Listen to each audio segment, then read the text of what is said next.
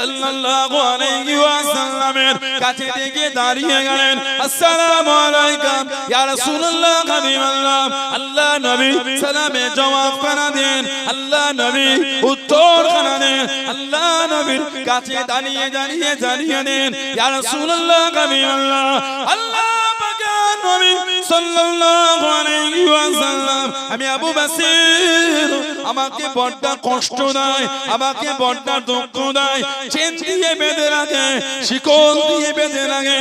আমি মক্কা শরীফ থেকে চলে এসেছি, আর আমি মক্কা শরীফে যাব না, আর আমি মক্কা শরীফে ফিরবো না, সব রেখে চলে এসেছি ইয়া রাসূলুল্লাহ হাবিবাল্লাহ। আল্লাহ আমাকে নবী ওরা আমাকে বড্ড কষ্ট দেয়, ওরা আমাকে বড্ড মারে। আল্লাহ নবীর নূরের চক্ষু থেকে টপ টপ করে পানিটা গড়িয়ে গড়িয়ে চলে যায়। আল্লাহ নবী কানে, হযরত আবু বসিরও কানে। কিছুক্ষণের মধ্যে পিছনে দুজন কুরাইশ দাঁড়িয়ে গেল। ও হযরত মুহাম্মদ সাল্লাল্লাহু আলাইহি ওয়াসাল্লাম, আবু বসির আমাদের মক্কা শরীফ থেকে চলে এসেছেন, ওকে আপনি ফিরিয়ে দেন, ওকে আপনি আমাদের হাতে দিয়ে দেন। হযরত আবু বসির কানেন, ইয়া রাসূলুল্লাহ হাবিবাল্লাহ। আল্লাহ পাকের নবী, হুজুর আমি আর যাব না, হুজুর সব রেখে চলে এসেছি, হুজুর আমি আর ফিরবো না। আল্লাহ নবী নূরের চোখ ভরা পানি কেঁদে কেঁদে জানিয়ে দেন, ও বাবা আবু বসির, চলে যাও চলে যাও, আমি নবী তোমায় রাখতে পারবো না, আমি নবী তোমায় জায়গা দিতে পারবো না, চলে যাও চলে যাও, আমার দরবার থেকে তুমি চলে যাও। কুরাইশ দুজন জানিয়ে দিল, ও হযরত মুহাম্মদ সাল্লাল্লাহু আলাইহি ওয়াসাল্লাম, আপনি যে জবান দিয়েছেন, আপনি যে ওয়াদা করে দেন, মক্কা শরীফে কেউ চলে গেলে আমি নবীটাকে ফিরিয়ে দেব। আবু বসির আমাদের মক্কা শরীফ থেকে চলে আসে, আল্লাহ নবীর নূরের চক্ষু থেকে টপ টপ করে পানিটা গড়িয়ে গড়িয়ে চলে যায়। আল্লাহ নবী জানিয়ে দেন, ও বাবা আবু বসির, চলে যাও চলে যাও, আমি নবী তোমায় জায়গা দিতে পারবো না, আমি নবী তোমায় আঁকতে পারবো না। ইয়া রাসূলুল্লাহ হাবিবাল্লাহ সাল্লাল্লাহু আলাইহি ওয়াসাল্লাম, হুজুর বিয়াদি মাফ করুন, গুস্তাখিটা ক্ষমা করুন, যাব বলে আসি না হুজুর, থাকবো বলে এসেছি হুজুর, আমি আর যাব না হুজুর, আপনার কাছে থাকবো হুজুর। ওরা আমাকে বড্ড মারে, ওরা আমাকে বড্ড কষ্ট দেয়, চেন দিয়ে বেঁধে রাখে, শিকল দিয়ে বেঁধে রাখে। আল্লাহ নবী চোখ ভরা পানি নিয়ে, হুজুর আমার জানিয়ে দেন, ও বাবা আবু বসির, চলে যাও চলে যাও, আমি জায়গা দিতে পারবো না। হযরত আবু বসির টুক টুক করে চলে যায়, ফিরে ফিরে কাঁদে। আল্লাহ নবী জানিয়ে দেন, ও বাবা আবু বসির, আমি নবী জানিয়ে দিলাম, আমার তরফ থেকে একদিন তুমি দাওয়াত খানা পাবে। জোরে বলুন সুবহান, আর একটু জোরে বলুন সুবহান। আল্লাহ নবী সাল্লাল্লাহু আলাইহি ওয়াসাল্লাম সাহাবী ছিলেন হযরত খাব্বাব রাদিয়াল্লাহু আনহু, ওনার কোমরে গোশত ছিল না, গর্ত গর্ত হয়েছিল। হযরত খাব্বাব রাদিয়াল্লাহু আনহু, ওনার কোমরে গোশত না, গর্ত গর্ত ছিল। হযরত ফারুক আযম রাদিয়াল্লাহু আনহু জিজ্ঞাসা, এই হযরত খাব্বাব কি ব্যাপার, কোমরে গোশত না, গর্ত হয়ে আছে? হুজুর বলেছিলেন, এই হযরত খলিফাতুল মুসলিমিন, আমি যখন মুসলমান হয়েছিলাম, কাফিররা আমাকে চিৎ করে শুইয়ে দিয়ে আমার কোমরে লোহা গরম করে দিয়ে দিয়েছিল। আমি খাব্বাব, ওই লোহার গরমে আমার কোমরের গোশতগুলি পানি হয়ে গলে গলে চলে গিয়েছে, তারপরও আমার অন্তর থেকে ইমানের নূর তারা মুছতে পারেনি। জোরে বলুন, আরেকটু জোরে বলা গেল না? এটা হলো সাহাবাদের ভালোবাসা, এটা হলো সাহাবাদের মহব্বত। এত কষ্ট দিয়েছে, দ্বীনের বিধান থেকে তাদের সরাতে পারে। আমাদের কেউ কষ্টই দেয়, তারপরও আমরা নামাজ পড়ি না। সাহাবারা জীবন দিয়ে দিয়েছেন, নামাজ ছেড়ে দেন। সুবহানাল্লাহ বলে, আমাদের নামাজ পড়ার জন্য বাঁধাই কেউ দেয় না, নামাজ পড়ি না, বিনা বাঁধাই নামাজ কাজা। ওনাদের বাঁধা দিবার পর আটকাতে পারে। আলহামদুলিল্লাহ বললেন। এক সাহাবী তো নামাজ পড়ছেন, একটার পর একটা তীর এসে লাগছে, উনি নামাজ ছাড়ছেন। যখন শহীদের নিকটে চলে গেলে নামাজ যখন শেষ হলো ওনাকে জিজ্ঞাসা বললেন, উনি বললেন কোরআন শরীফে যে অংশটা আমি তেলাওয়াত করছিলাম এত মজা লাগছিল, এই তীর লাগাটা আমার কাছে কি মনেই হচ্ছিল, আমার মনটা চাইছিল কোরআন শরীফটা আরেকটু তেলাওয়াত করি। বলুন না সুবহানাল্লাহ। ওনাদের উপর আল্লাহ খুশি হয়ে বলেছে রাদিয়াল্লাহু আনহুম ফারাদুন, আমি আল্লাহ তাদের উপর খুশি, মানে হুজুরের সাহাবাদের উপর আল্লাহ খুশি হয়ে গেছে। আর আল্লাহ পাক বলছেন আমার হাবিবের সাহাবারা তারাও আমার উপর খুশি হয়ে গেছে। জোরে বলুন। আর বললেন আলহামদুলিল্লাহ। আমার হুজুরের সাহাবী ছিলেন হযরতে আবু বসির রাদিয়াল্লাহু তাআলা আনহু। হযরতে আবু বসির রাদিয়াল্লাহু তাআলা আনহু হুজুরের ভালোবাসার সাহাবী ছিলেন। 6ষ্ঠ হিজরিতে একটা কাফেরদের সাথে আমার হুজুরের চুক্তি হয়েছিল, নাম হলো সুলে হুদাইবিয়া। সুলে হুদাইবিয়া, হুজুরের সাথে কাফেরদের একটা সন্ধি হলো, একটা চুক্তিপত্র হয়েছে। আল্লাহ নবী নববী শরীফে ওয়াজ করেন, আল্লাহ নবী সাহাবাদের কোনে জানিয়ে দিয়েছেন, ও বাবা সাহাবারা, আমি নবী সাল্লাল্লাহু আলাইহি ওয়াসাল্লাম কত কালাতে স্বপ্নের মধ্যে দেখতে পেলাম, খবরের মধ্যে দেখতে পেলাম, আমি নবী সাল্লাল্লাহু আলাইহি ওয়াসাল্লাম আল্লাহ পাকের কাবা শরীফ তওয়াফ করি, আল্লাহ পাকের কাবা শরীফ তওয়াফ করি। সাহাবারা জানিয়ে দেন, ইয়া রাসূলুল্লাহ হাবিবাল্লাহ, আল্লাহ পাকের নবী কতদিন কাবা শরীফে যায় নাই, কতদিন কাবা শরীফটা দেখি নাই, একটু যদি দেন আল্লাহর কাবাটাকে তওয়াফ করতাম, সামনে থেকে থেকে একটু জিয়ারত করতাম, সামনে থেকে ইবাদত করতাম। আল্লাহ নবী হাও বলেন নাই, নাও বলেন নাই। সাহাবাদের মুখে মুখে, সাহাবাদের কানে কানে খবরটা পৌঁছে গেল। আল্লাহ নবী সাল্লাল্লাহু আলাইহি ওয়াসাল্লামের দরবারে 1,500 সাহাবা আল্লাহ নবীর কাছে হাজির হয়ে গেলেন। হুজুর আপনি কবে যাবেন, হুজুর আপনি কবে যাবেন? আল্লাহ নবী জানিয়ে দেন, ও বাবা সাহাবারা, আমি নবী সাল্লাল্লাহু আলাইহি ওয়াসাল্লাম হাও বলে নাই, নাও বলে নাই, হুজুর একটু যদি যেতেন। আল্লাহ নবী 1,500 সাহাবাকে নিয়ে টুকটুক করে পার হয়ে গেলেন। জনে বলুন সুবহান। নবীদের স্বপ্ন হলো সত্যি। হুজুর স্বপ্ন দেখছেন কাবা শরীফ তওয়াফ করে। হুজুর যেই বলেছেন সাহাবারা বলে হুজুর চলেন না কাবা শরীফে যাই। হিজরাতের 6ষ্ঠ বছর হুজুর বার হলে প্রথমে হুজুর গেলেন জুল হুলাইফা, এটা হলো মদিনা শরীফের মিকাত। মিকাত মানে হলো সীমানা, একটা নির্দিষ্ট জায়গা। মিকাত হলো একটা নির্দিষ্ট সীমানা জায়গা। আমরা ভারতবাসী, আমাদের মিকাতের নাম হলো ইয়া লামলাম। উলামা হযরতরা জানেন, বা যারা হজ আর উমরা ট্রেনিং এ বসেন তারা জানেন, আমাদের মিকাতের নাম ইয়া লামলাম। মানে ভারতের লোক যদি হজ করতে যায় বা উমরা করতে যায়, এই ইয়া লামলামের আগে তাকে ইহরাম করে নিতে হবে। ইয়া লামলাম যদি বিনা ইহরামে অতিক্রম করে হজ বা উমরার জন্য ওই ব্যক্তিটাকে একটা দম দিতে হবে, মানে একটা পশুকে জবাই করতে হবে। বিনা ইহরামে যাওয়া যাবে না হুদুদে হারামের মধ্যে। এই আপনার মিকাত অতিক্রম করবে। মদিনা শরীফের লোকেদের মিকাতের নাম হলো জুল হুলাইফা। আল্লাহ নবী সাল্লাল্লাহু আলাইহি ওয়াসাল্লাম 1,500 সাহাবাদের জুল হুলাইফায় গেলেন। ইহরাম হয়ে গেল, এবার হুজুর আগিয়ে যাবেন। হুজুর পেয়ে গেলেন কাফেররা রাস্তা আটকেছে, সামনে গেলেই বাধা দেবে, যেতে দেবে না। হুজুর রাস্তা পাল্টে আল্লাহ নবী সাল্লাল্লাহু আলাইহি ওয়াসাল্লাম গেলেন এই আপনার হুদাইবিয়া। যে হুজুর হুদাইবিয়ায় গেলেন আমাদের নবীকে আটকে দিয়েছে। কাফেররা বলল আপনাকে আমরা যেতে দেব না। হুদাইবিয়ায় হুজুরকে দাঁড় করিয়ে দিয়েছে। ওই 1,500 সাহাবাদের নিয়ে হুজুর রইলেন। আল্লাহ নবী সাল্লাল্লাহু আলাইহি ওয়াসাল্লাম কোনো উপায় না পেয়ে, কাফেররা কোনো যখন কাজেই আসছে না, কোনো আলোচনায় বসে না, হুজুর সাল্লাল্লাহু আলাইহি ওয়াসাল্লাম আল্লাহ পাকের হুকুম হযরত ওসমান গনি রাদিয়াল্লাহু আনহুকে হুজুর মক্কা শরীফে পাঠালেন, যাও তুমি কি একটু মক্কা শরীফে ওই ইহুদিদের আর কুরাইশদের নেতাদের একটু বুঝাও গিয়ে, ওরা যেন আমাদের এই সফরটা ছেড়ে দেয়। ওসমান ইবনে আফফান চলে গেলেন। উনি খুব ধনী লোক ছিলেন, তার ওনার একটা প্রভাব ছিল। কুরাইশরা বলল হবে না, তবে তুমি যখন চলে এসেছো তার ইহরাম পরে আর ওই কাবা শরীফ দেখা যায়। তুমি এক কাজ করো, তুমি তাহলে কাবা শরীফটা তওয়াফ করে চলে যাও, বাকি কারোর হবে না।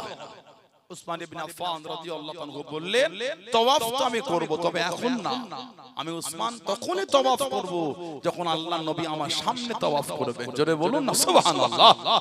উনি কাবা শরীফটা দেখো কিন্তু তওয়াফ করে নিয়ে চলে এসেছে। আমাদের হলে কি হতো? তওয়াফটা করে নিলেন, তারপরে দল বেঁধে আবার আসবো। উনি বললেন, না না, তওয়াফ করব, তবে একা না, আল্লাহর নবীর সাথে করব। আল্লাহ নবী সাল্লাল্লাহু আলাইহি ওয়াসাল্লাম কাফেরদের চুক্তি হলো, এই চুক্তির মধ্যে একটা চুক্তি ছিল, এবছর যাওয়া হবে না, আগামী বছরে আসবে না, 3 দিনে বেশি থাকতে দেব, পরের বছরও যে আসবে 3 দিন। আল্লাহ নবী সপ্তম হিজরিতে বার হয়ে গেলেন। কাবা শরীফের কাছে কাছে চলে গেলেন, কাবা শরীফের সামনে চলে গেলেন। মক্কার কুরাইশরা আল্লাহ পাকে কাবা শরীফ কানা ঘিরে রেখে দিয়ে দেন। আল্লাহ নবী জানিয়ে দেন, আল্লাহ নবী শুনিয়ে দেন, ও বাবা সাহাবী, ও বাবা সাহাবী, তুমি কবিতা বলো বাবা, তুমি কবিতা বলো বাবা, তুমি কবিতা বলো বাবা। কবিতা শুরু হয়ে গেল, কবিতা বলতে লাগেন, কবিতা পড়তে লাগেন। হযরত ওমর রাদিয়াল্লাহু তাআলা আনহু কাছে কাছে জানিয়ে নেন, পাশে গিয়ে জানিয়ে নেন, কবিতা বন্ধ করো, কবিতা বন্ধ করো। আল্লাহ নবী জানিয়ে দেন, ও বাবা সাহাবী ওমর, কবিতা বলতে বারণ করো না, কবিতা বলতে মানা করো না। আমার সাহাবী কবিতা বলার জন্য যে শব্দগুলো চয়ন করে দিয়েছে, মক্কা কাফেরদের দিনের মধ্যে, মক্কা কাফেরদের দিনের মধ্যে আমার সাহাবীর কবিতা খানা তীরের মতো আঘাত করে। জোরে বলুন সুবহান, আর একটু জোরে বলুন সুবহান। তুমি কবিতা বলতে মানা করছো, যে শব্দ যে ভাষাগুলো চয়ন করে কবিতা বলে, আমার আব্দুল্লাহ ইবনে রাওয়াহা ওর ওই শব্দগুলো কাফেরদের অন্তরে তীরের মতন ধাক্কা দিচ্ছে। বলুন না সুবহানাল্লাহ। আব্দুল্লাহ ইবনে রাওয়াহা উনি 8ম হিজরিতে শহীদ হয়েছিলেন জঙ্গে মুতা বা মুতার যুদ্ধ। হেরাক্লিস বাদশা রোমকদের বিরুদ্ধে একটা যুদ্ধ হয়েছিল, যে 8ম হিজরিতে 3 জন সাহাবা একসাথে গিয়ে মুসলমান হয়েছে। হযরত খালিদ বিন ওয়ালিদ, হযরত উসমান ইবনে তালহা আর হযরত আমর ইবনুল আস রাদিয়াল্লাহু তাআলা আনহুম আজমাইন। হযরত উসমান ইবনে তালহা ওনার কাছে কাবা শরীফের চাবি ছিল।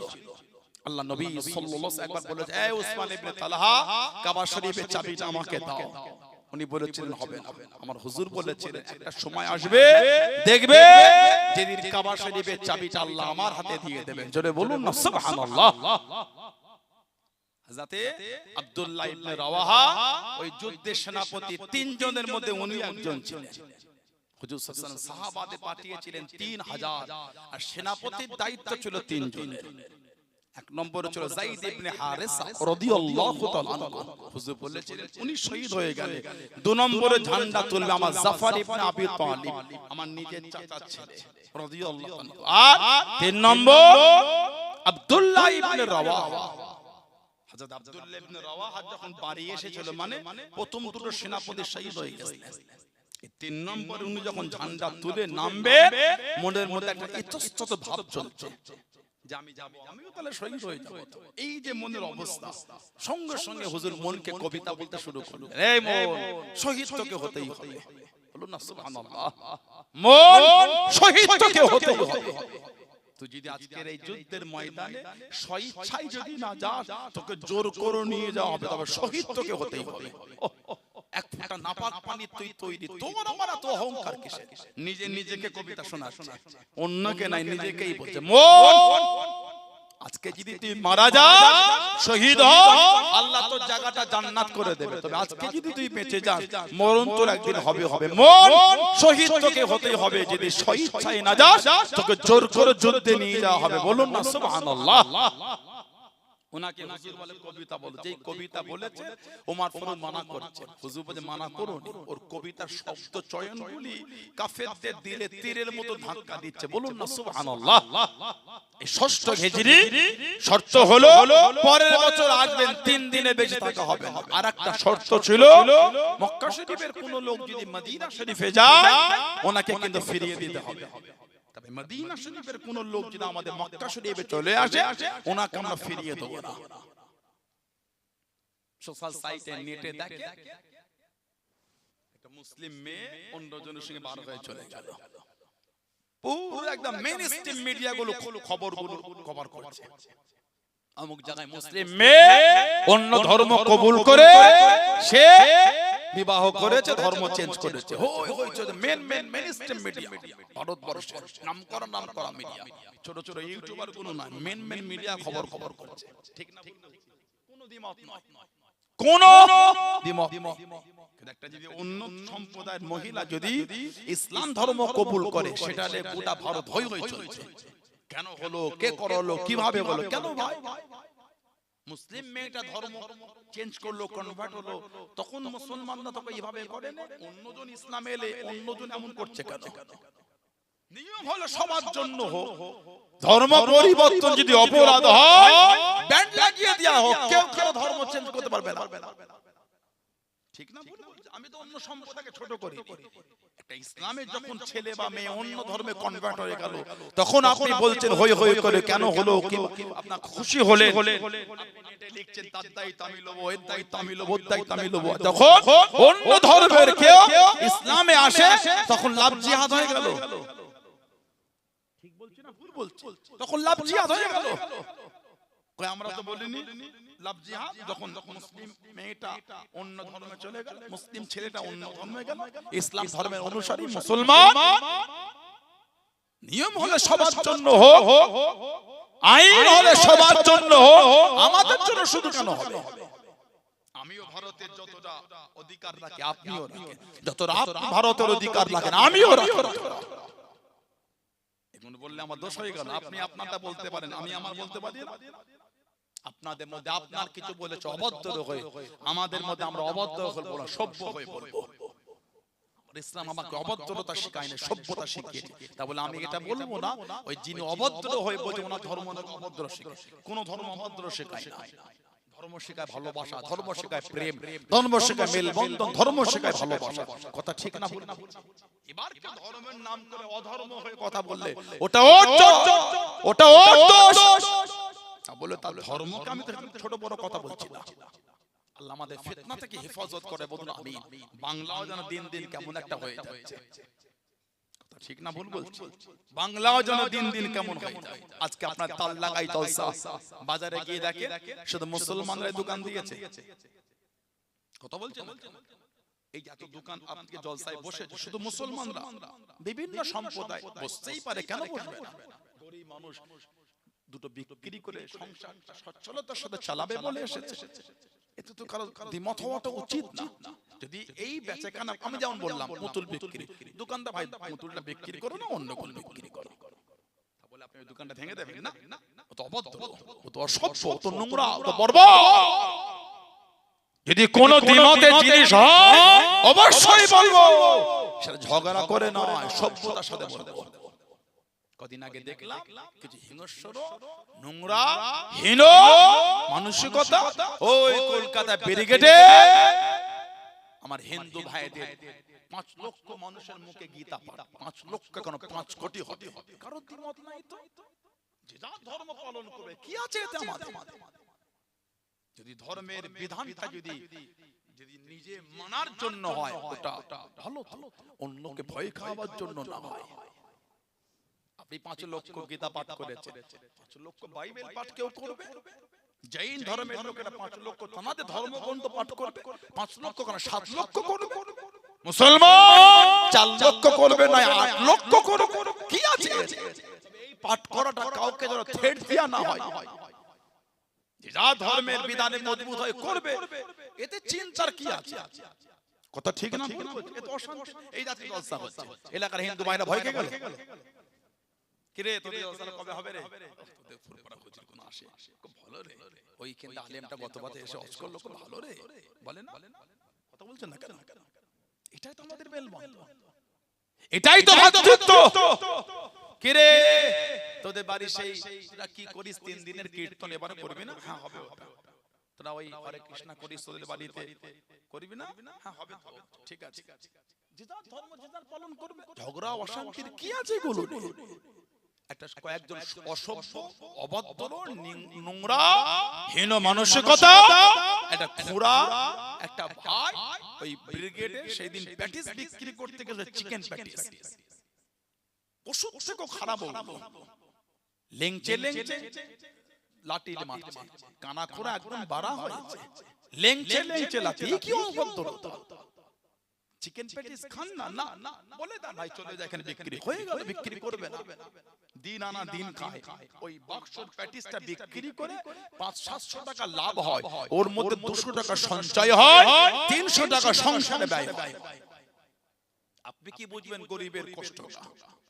লোকের কাছে চেয়ে মেগে খেলে সেদিন বুঝবেন লোকের ছেলে বড় লোক হয়ে গেছেন তো, গরিবের মাল মেরে খেয়ে ধনী হয়ে গেছেন তো, আপনি কি গরিবের কদর করবেন?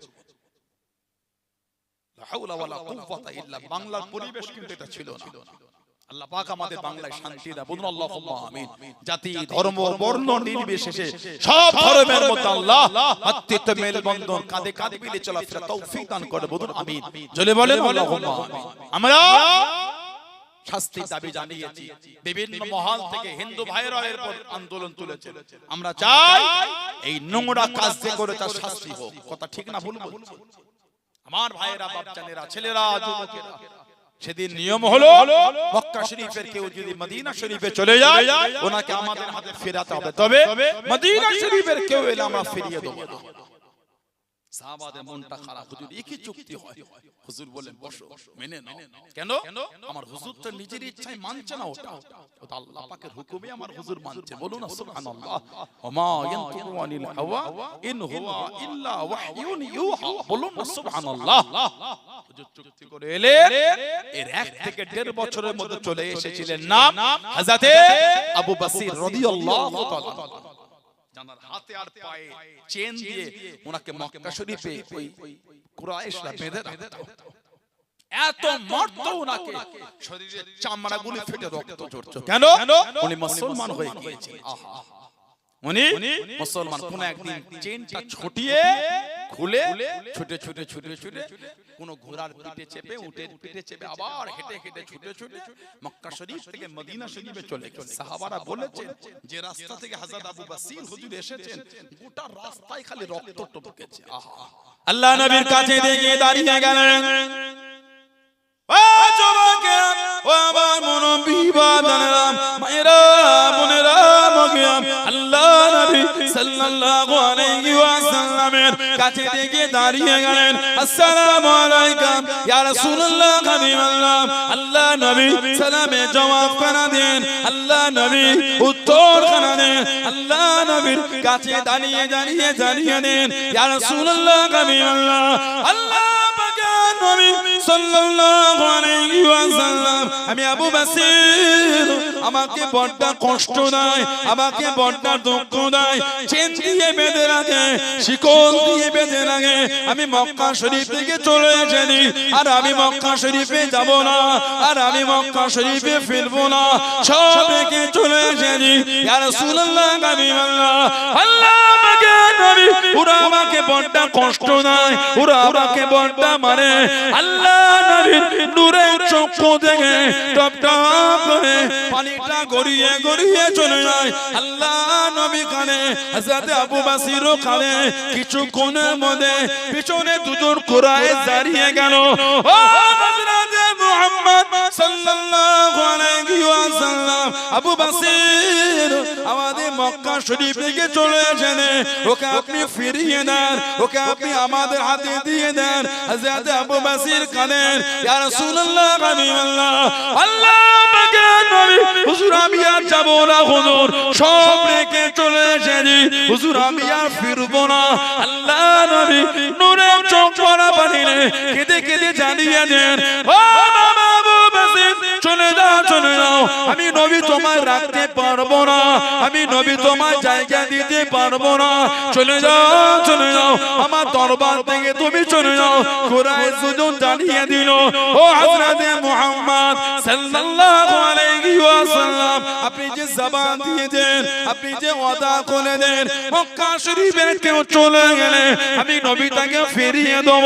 আবু বসির আমাদের মক্কা শরীফ থেকে চলে আসে, আল্লাহ নবীর নূরের চক্ষু থেকে টপ টপ করে পানিটা গড়িয়ে গড়িয়ে চলে যায়। আল্লাহ নবী জানিয়ে দেন, ও বাবা আবু বসির চলে যাও চলে যাও, আমি নবী তোমায় জায়গা দিতে পারবো না, আমি নবী তোমায় আনতে পারবো না। ইয়া রাসূলুল্লাহ হাবিবাল্লাহ সাল্লাল্লাহু আলাইহি ওয়াসাল্লাম, হুজুর বিয়াদি মাফ করুন, গুস্তাখিটা ক্ষমা করুন, যাব বলে আসি না হুজুর, থাকবো বলে এসেছি হুজুর, আমি আর যাব না হুজুর, আপনার কাছে থাকবো হুজুর। ওরা আমাকে বড়টা মারে, ওরা আমাকে বড়টা কষ্ট দেয়, চেন দিয়ে বেঁধে রাখে, শিকল দিয়ে বেঁধে রাখে।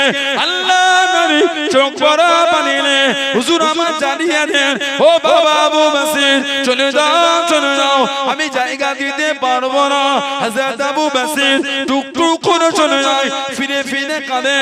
আল্লাহ নবী জানিয়ে দেন, ও বাবা আবু বসির আমি নবী জানিয়ে দিলাম, আমার তরফ থেকে একদিন তুমি দাওয়াত খানা পাবে। জোরে বলুন সুবহান, আর একটু জোরে বলুন সুবহান। শুধু এসে হুজুরের দরবারে দাঁড়িয়ে আছে। সেই মক্কা শরীফ হেঁটে হেঁটে ছুটে ছুটে হুজুরের দরবার। কিতাবে এসেছে যে রাস্তা দিয়ে মদিনা শরীফে ঢুকেছে, গোটা রাস্তায় খালি রক্ত টপকেছে। হুজুরের কাছে দাঁড়িয়েছে কাফের এসে গেছে, হুজুর এই হযরত মুহাম্মদ সাল্লাল্লাহু আলাইহি ওয়া সাল্লাম, আপনি কিন্তু জবান দিয়েছেন আমাদের করে। হুজুর পাঠিয়ে দিলে যে আমার নবীর নূরের চোখের আড়াল হলো। আল্লাহ নবী সাল্লাল্লাহু আলাইহি ওয়াসাল্লাম কাঁদতে কাঁদতে জমিনে বসে পড়েছিলেন। হুজুরের নূরের চোখ দিয়ে খালি টপ টপ করে পানি ঝরছে। আহা, সাহাবারা বলে, হুজুর আমাদের চোখের সামনে থেকে আমাদের ভাইকে নিয়ে চলে গেল। হুজুর কাঁদছেন আর বলছেন, আমি নবী তো ওয়াদার খেলাফ করতে পারবো না, কষ্ট তো আমারও হয়, কিন্তু আমি নবী তো ওদের জবান দিয়েছি। বেশ কিছুটা নিয়ে চলে গেল, দাঁড়িয়ে দাঁড়িয়ে একটু খালি রেস নিতে নিতে বসে তিনজন কাফের দুটো বলে, আবু বসির যে নবীর ভালোবাসায় এত কষ্ট করে এলে, সেই নবীও তোমায় জায়গা দিল না। ওহ কি মান সাহাবাদের। হযরত আবু বসির রাদিয়াল্লাহু আনহু, এই কুরাইশ বেঈমান জাহান্নামী, আমার হুজুরের প্রতি যে ভালোবাসাটা ছিল, ওই ভালোবাসাটা আমার হুজুরের প্রতি আরো বেড়ে গেল। বলুন না সুবহানাল্লাহ। আর একটু জোরে বলা গেল না কেন? আল্লাহর নবী আমার এত কষ্ট দেখেছে, তোরা আমাকে এত মারিস, এত কষ্ট দিস, কিন্তু হুজুরের ওয়াদা ভঙ্গ করে। হুজুরের প্রতি যে আমার ভালোবাসা ছিল, ওই ভালোবাসা আমার আরো বেড়ে গেল। হুজুর আমার এত কষ্ট দেখলো, হুজুর কিন্তু হুজুরের ওয়াদার জায়গায় মজবুত আছে। বলুন না সুবহানাল্লাহ। হযরত আবু বসির রাদিয়াল্লাহু আনহু দেখছেন দুজন ব্যাগের ভিতর থেকে খাজুর বার করে খাচ্ছে।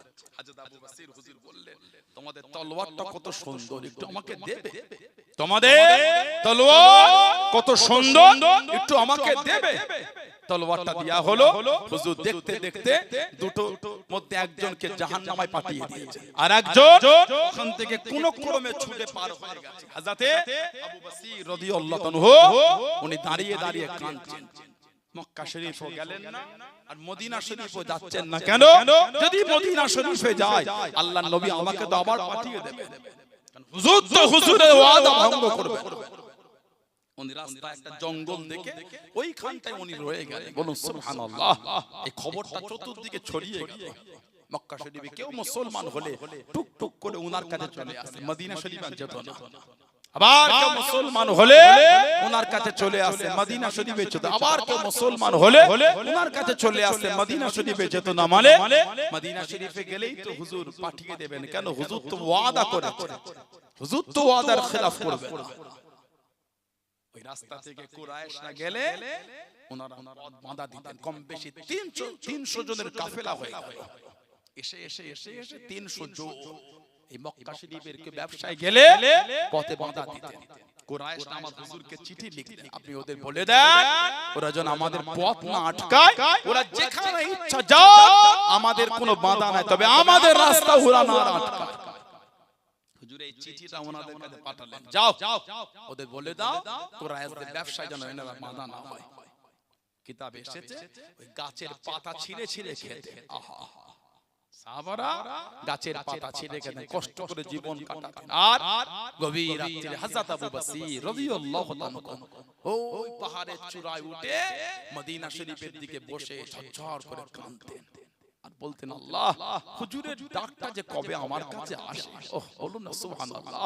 সারা দিন কাজ কাম করতে, আবার রাত হলে ওই পাহাড়ের চূড়ায় উঠে মদিনা শরীফের দিকে দেখতেন আর কাঁদতেন আর বলতেন, আল্লাহ আমার হুজুরের ডাকটা এখনো এলো না, আমার হুজুর যে আমাকে বলেছেন হুজুর আমাকে দাওয়াত পাঠাবেন। এইভাবে নিজের জীবন থেকে একটা একটা করে দিন অতীত করে আবার রাত হলে পাহাড়ের চূড়ায় গিয়ে কাঁদতেন। হযরত আবু বসির রাদিয়াল্লাহু তাআলা অসুস্থ হয়ে গেলেন, বিছানায় পড়ে গেলেন, বিছানা শয্যাশায়ী। সাহাবারা বলছেন, এই আবু বসির এত অসুস্থ হয়ে গেলে এখনো হুজুরের দাওয়াত এলো না, তুমি যে প্রায় বলতে হুজুর তোমাকে দাওয়াত পাঠাবে, হুজুর তোমাকে ডেকে পাঠাবে। হযরত আবু বসির ওই বিছানায় শুয়ে শুয়ে বলতেন, আল্লাহর রাসূল যখন আমাকে বলেছেন হুজুর আমাকে দাওয়াত পাঠাবেই পাঠাবে, বলুন না সুবহানাল্লাহ। আর একটু জোরে বলা গেল না। আল্লাহ নবী সাল্লাল্লাহু আলাইহি সাল্লাম উনি সাহাবী পাঠিয়ে দিলেন, যাও আমার আবু বসিরকে বলো আমি নবী ডেকেছি। হুজুর সাহাবী চলে এলেন, হযরত আবু বসিরকে বললেন যে হুজুরের দরবার থেকে সংবাদ এসেছে। এত খুশি হয়ে সাহাবীকে বললেন, এই হযরত আবু বসির রাদিয়াল্লাহু আনহু হুজুর আপনাকে ডেকে পাঠিয়েছে, হুজুর দাওয়াত দিয়েছে। এত খুশি হয়ে গেলেন, ওই অসুস্থ হয়ে বিছানায় শুয়ে শুয়ে উনি ভালোবাসায় পড়া শুরু করলেন, আশহাদু আল্লা ইলাহা ইল্লাল্লাহু ওয়াহদাহু লা শারীকা লাহু ওয়া আশহাদু আন্না মুহাম্মাদান আবদুহু ওয়া রাসূলুহু সাল্লাল্লাহু আলাইহি ওয়াসাল্লাম। হযরত আবু বসির ইন্তেকাল হয়ে গেলেন, ইন্না লিল্লাহি ওয়া ইন্না ইলাইহি রাজিউন।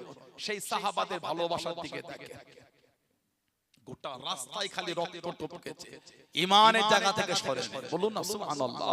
আর একটু জোরে বলবেন না সুবহানাল্লাহ। আমরা তো হুজুরকে ভালোবাসতেই পারি, হুজুরের মুহাব্বত আমাদের অন্তরে তৈরি হয়। আল্লাহ নবী মদিনা জমিনে চলে গেলেন। ও যুবকে, ও আমার মুরব্বি বাবারা, মায়েরা, বোনেরা, বাকিরা, মানাটা কাকে বলে, মুহাব্বত কাকে বলে? আল্লাহ আল্লাহ রাসূলকে কারা মেনে দে, আল্লাহ আল্লাহ রাসূলকে কারা ভালোবেসে দে। আল্লাহ নবী সাল্লাল্লাহু আলাইহি ওয়াসাল্লাম ইসলামের প্রথম যুদ্ধ দ্বিতীয় হিজরিতে চলে গেলেন, মাত্র 318 জন সাহাবা। আল্লাহ নবী সাহাবী হযরত হাবিব বিন ইয়াসাব, হযরত হাবিব বিন ইয়াসাব রাদিয়াল্লাহু তাআলা আনহু যুদ্ধ করতে করতে হুজুরের পিঠে কাঁধে একটা তলোয়ারের আঘাত হয়ে গেল, একটা তলোয়ারের আঘাত পড়ে গেল। ও যুবকেরা, ও আমার মুরব্বি বাবারা, মায়েরা, বোনেরা, বাকিরা, হুজুরের হাত কাটা কেটে চলে গেল, চামড়া ছোলা শুরু হয়ে গেল। হযরত হাবিব বিন ইয়াসাব রাদিয়াল্লাহু তাআলা আনহু হযরতের জমিন থেকে চলে যায় না, হযরতের জমিন কানা ছেড়ে চলে যায় না, হাতটা কেটে চলে চামড়া কানা থেকে আদে। ও যুবকেরা, আল্লাহ নবীর কাছে দেখে দাঁড়িয়ে গেলেন, আল্লাহ নবীর পাশে দেখে দাঁড়িয়ে গেলেন। আল্লাহ নবী হযরত হাবিব বিন ইয়াসাব রাদিয়াল্লাহু তাআলা আনহুর হাতটাকে লাগিয়ে দেন, আল্লাহ নবী ফু দিয়ে দেন, আল্লাহ নবী দান করে দেন, আল্লাহ নবী দোয়া করে দেন।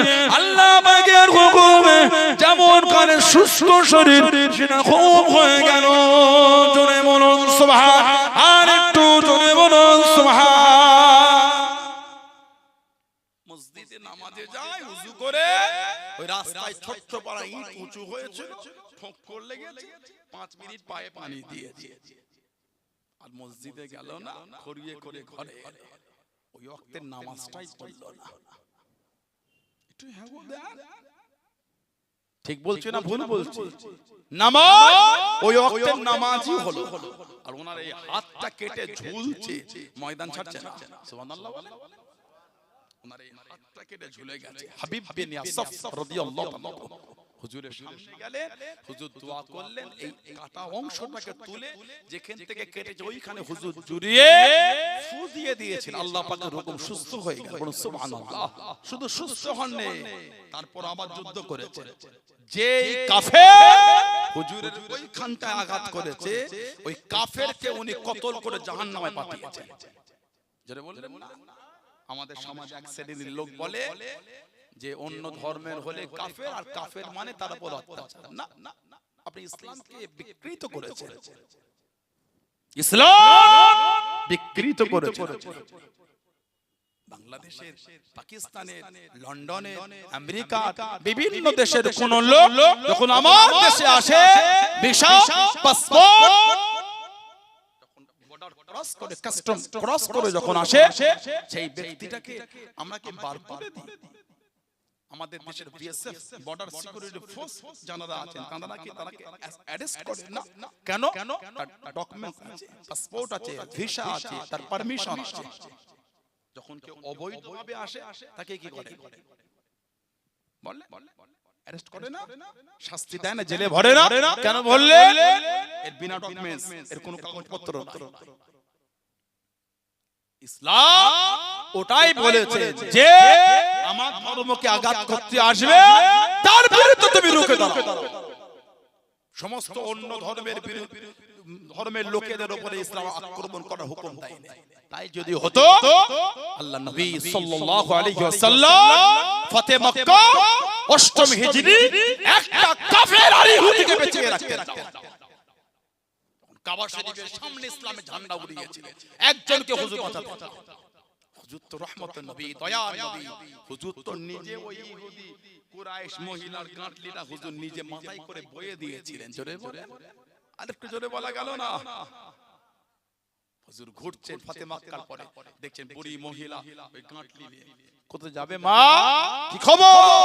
না শুনেছি আব্দুল্লাহ বেটা মুহাম্মদ সাল্লাল্লাহু আলাইহি ওয়াসাল্লাম উনাকে মক্কা জয় করে নিয়েছে। কত বড় অত্যাচার করে শুনেছি। আব্দুল্লাহ বেটা মুহাম্মদ সাল্লাল্লাহু আলাইহি ওয়াসাল্লাম লোককে কষ্ট দেয়, লোককে মেরে ফেলে। ওর ভয়েতে আমার সমাজের লোক সব চলে গেছে, আমি আর যেতে পারি না। হুজুর বলে, মা আমি কি আপনাকে আগিয়ে দেব? মহিলাটি বলে, কি বাবা তুমি আমাকে মা বললে? একটু আগে দাও। হুজুর এই গাঁটলি টানিলেন। আহা, রহমতের নবী ইহুদি মহিলার গাঁটলি বইছে। জোরে বলে, আমরা তো নিজের বাপের ব্যাগ বইতে চাই না। হুজুর মানা বললে মানা হয়ে গেল, নাজাত বললে নাজাত। জুম্মার দিন নামাজ পড়ে আল্লাহর ওলি হয়ে গেলেন নাকি আপনি? নিজের বাপের ব্যাগ বইতে চাই না। বুড়ো বাপ রোদে সেই গাধা মারা হাট থেকে সাইকেলের পিছনে আলুর বস্তাটা বেঁধে সাইকেল চালাতে পারে না, 3 জায়গায় খালি কেঁপে কেঁপে পড়ে যাওয়ার মতন অবস্থা। বুড়ো বাপ বাজার থেকে ব্যাগ নিয়ে মাল ভর্তি আর টানতে পারে না, হাত তুলতে ভারী হয়ে গেল, ঘেমে লেগে যাচ্ছে। চ্যাংরা ছেলেটা, যুবক ছেলেরা মাথায় বসে বন্ধুদের সাথে গল্প করার, ফোনে ফেসবুক ঘাটে। তোমার নসিব পুরা নসিব তোমার। জান্নাত বললে জান্নাত, শুধু নামাজ পড়লে জান্নাত হয় না, বাপের খেদমত করলে আল্লাহ জান্নাত মিলায়। বলুন সুবহানাল্লাহ।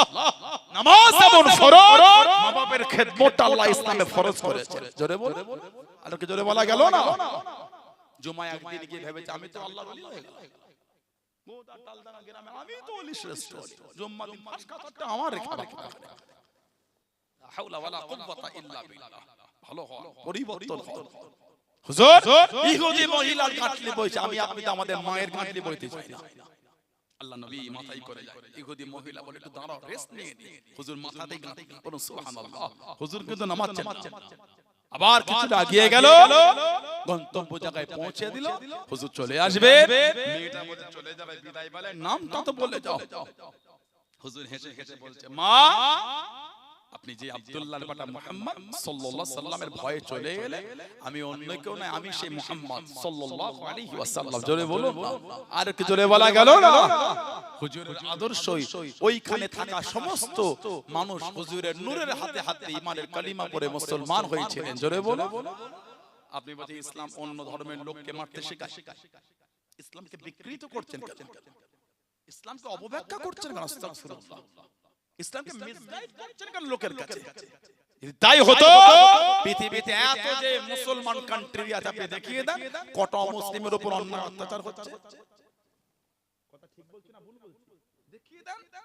কেন মিসগাইড করছেন? আমার ইসলাম তো আমাকে এতটা শিখিয়েছে, ইসলাম আমাকে তো এতটা জ্ঞান দিয়েছে। আবু দাউদ শরীফের রিওয়ায়াত, কোন মুসলমান যদি কোন অমুসলিমের মাল অন্যায়ভাবে ছিনিয়ে নেয়, কোন মুসলমান যদি কোন অমুসলিমের উপর অন্যায়ভাবে অত্যাচার করে, তার মাল ছিনিয়ে নেয়, আমার হুজুর বলেছে আল্লাহ কিয়ামতের ময়দানে ওই মুসলমানের বিরুদ্ধে ওই অমুসলিমের পক্ষ নিয়ে আল্লাহর আদালতে কিয়ামতে অমুসলিমের পাশে দাঁড়িয়ে মুসলমানের বিরুদ্ধে আল্লাহ রাসূল বলে আমি বিচার করব। এটা হলো আমার ইসলাম, সুবহানাল্লাহ বলবেন। এটা হলো আমার হুজুরের আদর্শ, সুবহানাল্লাহ বললেন। আল্লাহ নবী সাল্লাল্লাহু আলাইহি সাল্লাম বলেছে, এটা বুখারী শরীফের রিওয়ায়াত এসেছে, সিয়াসিত্তার হাদিস, বুখারী শরীফের রিওয়ায়াত। আল্লাহ নবী বলেন, মান কাতালা মুআহাদা লাম ইয়ারা রাহিহাতাল জান্নাতি ওয়া ইন্না রিয়াহা তুজাদু মিন মাসিরাতি 40 আমান।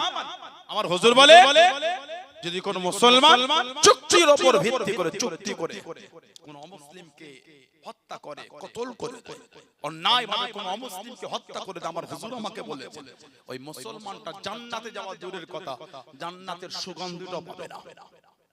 তারপরেই হুজুর বলছেন 40 বছরের রাস্তা, এত দূর থেকে জান্নাতের খুশবু পাওয়া যাবে। ওই মুসলমান যে অন্যায়ভাবে অন্য ধর্মের লোককে হত্যা করবে, মারবে, ওই মুসলমান জান্নাতে যাওয়া দূরের কথা, জান্নাতের খুশবুও পাবে না। আপনি বলেন হুজুর শিখিয়েছে অমুসলিমকে হত্যা করতে, কেন ইসলামকে মিসগাইড করে বোঝাচ্ছে লোকের কাছে? ইসলাম যদি এইটাই হতো, তাহলে গোটা পৃথিবীতে হাজার হাজার নয় লক্ষ লক্ষ মানুষ আজও ইসলামের ছায়া তলে আশ্রয় নেওয়ার জন্য ছুটে আসতো না। কথা ঠিক? গোটা পৃথিবীতে হাজার হাজার মানুষ ইসলামের নূরের কলিমা পড়ে বর্তমান মুসলমান হয়ে যাচ্ছে। জোরে বলো, আর কি জোরে বলা গেল না? আপনি আলোকে চেপে রাখতে পারবেন না, আলো আপনি আলোকে দাবিয়ে রাখতে পারবেন না, আলোকে যতই চাপার চেষ্টা করেন পারবেন না। আমার এই মোবাইলের ফ্ল্যাশ চলছে, লাইটের পুরো তেজ না দেখতে পেল, লাইট জ্বলছে বলে বুঝতে পারছেন। ইসলামকে আল্লাহ এরকমই করেছে। ইসলাম নূর, ইসলাম জ্যোতি, এই ইসলামের নূর আপনি যতই চাপার চেষ্টা করে যাই দিয়ে চাপেন, আল্লাহ ইসলামের নূরকে গোটা পৃথিবীতে আল্লাহ কিয়ামত পর্যন্ত ছড়িয়েই রেখে দেবে। জোরে বলো, আর একটু জোরে বলা গেল না? কি জুলুম শুরু হয়ে গেল পেপার পত্রিকায়, বিভিন্ন ইউটিউবের ফেসবুকের কমেন্টগুলো পড়ার মতো নয়। বাংলা অমুক হয়ে গেল, ভারত অমুক হয়ে গেল। আরে ভাই সবই তো তোরা, প্রাইম মিনিস্টার মুসলমান না, রাষ্ট্রপতি মুসলমান না, স্বরাষ্ট্রমন্ত্রী মুসলমান নয়, সবই তো অন্য, সবই তো অন্য। তারপরেও বলছেন ভারত মুসলমান হয়ে গেল। কেন এগুলো বলে? কেন সমাজটাকে অশান্তির সমাজ তৈরি করছে? আসেন না কাঁধে কাঁধ মিলিয়ে শান্তিতে যে যার ধর্ম শান্তিতে পালন করে একটু কাঁধে কাঁধ মিলিয়ে চলার চেষ্টা করি। ঠিক না ভুল বলছি? আল্লাহ আমাদের করে এই বুদ্ধিটা আল্লাহ দিয়ে দেয়। বলেন আমিন, বলেন আল্লাহুম্মা আমিন। হযরতে হাবিব বিন ইয়াসাফ রাদিয়াল্লাহু তাআলা ওনার কাঁধ কেটে ঝুলছে, কিন্তু ময়দান উনি ছাড়ছেন না। সুবহানাল্লাহ। আর আমাদের পায়ে ঠক্কর লেগে গেলে 3 দিন নামাজ বন্ধ।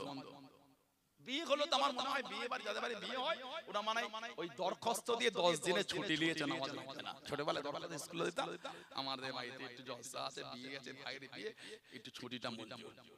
আগে দরখাস্ত দিতে হতো, ছোটবেলায় না দিয়ে মারতো তো হেডমাস্টার, কে রে পড়ে যাবে কেন? স্যার এই বাড়িতে বিয়ে 2 দিন ছুটি লাগবে। ও আচ্ছা তাই ঠিক তো, আচ্ছা চলে যা। আমার মনে হয় বাড়িতে বিয়ে ও 10 দিন মনে আল্লাহ পাকের দরবারে দরখাস্ত দিয়ে ছুটি নিয়েছে, নামাজ পড়তে হবে না। হই হই করে বিয়ে হচ্ছে, লাখ লাখ টাকা খরচা, 10-15 লাখ খরচা করেছে। কে দিলা তো টাকা? বলে কে দিয়েছে? জোরে বলে আল্লাহ। আল্লাহ ভালোবেসে এত মাল দিলে বলেই তো এত বড় করে বিয়ে শাদী করতে পেরেছে। আল্লাহ এত বরকত দিয়েছে, এত খরচা করতে পেরেছেন। আল্লাহ হুকুম মেনে 5 মিনিট গিয়ে আসরের নামাজটা পড়তে পারলেন না।